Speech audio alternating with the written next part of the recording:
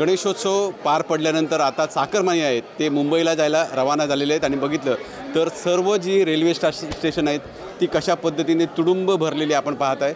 सर्वच रेल्वे स्टेशनवर अशा पद्धतीची गर्दी आहे। अनेकांना तिकीटच मिळत नाही, त्यामुळे जास्त दरांनी सुद्धा तिकीट खरेदी करायला लागतात। त्याचबरोबर जर बघितलं तर दिवसाला 15 रेल्वेच्या गाड्या आहेत त्या मुंबईकडे जात आहेत आणि जवळजवळ 7 ते 8 हजार जे प्रवासी आहेत ते रोज प्रवास करताना दिसत आहेत आणि या प्रवाशांना व्यवस्थित जी सेवा द्यावी यासाठी रेल्वे प्रशासन सज्ज आहे। काही लोकांना जर बघितलं तर जादा दराने सुद्धा तिकीटं घ्यावी लागली। माझ्यासोबत इथे काही चाकरमानी आहेत। मला सांगा, तुम्ही आज मुंबईला चाललात, तुम्हाला जास्त दराने तिकीट खरेदी करायला लागले, काय सांगाल?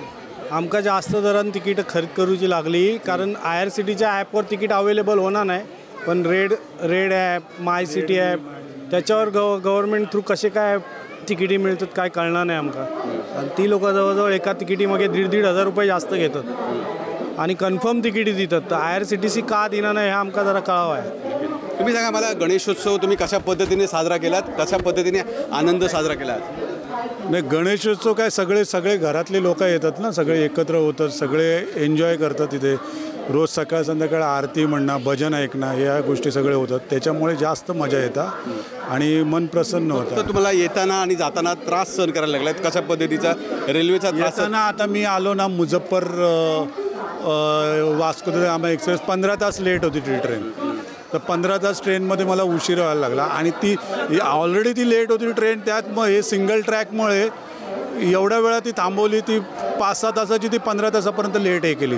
तसेच आता दरवर्षी आम्ही जादा गाडी स्पेशल गाडीने येतो ते 5-5, 6-6 तास लेट होतात। कारण काय, सिंगल ट्रॅक हा डबल ट्रॅक जर असलो तर गाडी सुटा शकतात, ही लोक थांबतात, पण जे बाकीचे लॉंग रूटवाले गाड्या आहेत वगैरे जे नक्कीच आपण जर बघितलं तर कशा पद्धतीने त्रास सहन करून कोकणवासी आहेत ते पुन्हा एकदा मुंबईच्या दिशेने चाललेले आहेत। बघितलं तर अशा पद्धतीची ही सगळी रेल्वे स्टेशन आहेत ते तुडुंब भरलेले आहेत। काही लोकांना विमानाचा सुद्धा आसरा घ्यायला लागला, तर काही लोक बसने सुद्धा मुंबईकडे रवाना होताना दिसतात। एकूण जर बघितलं तर मुंबईकर आता पुन्हा एकदा चाकरमानी आहेत ते मुंबईकडे जाताना पाहायला मिळत आहेत आणि त्यासाठी अशा पद्धतीने सगळी रेल्वे स्थानकं आहेत ती फुल झालेली आपल्याला पाहायला मिळत आहेत। विकास गावकर, TV9 मराठी, सिंधुदुर्ग।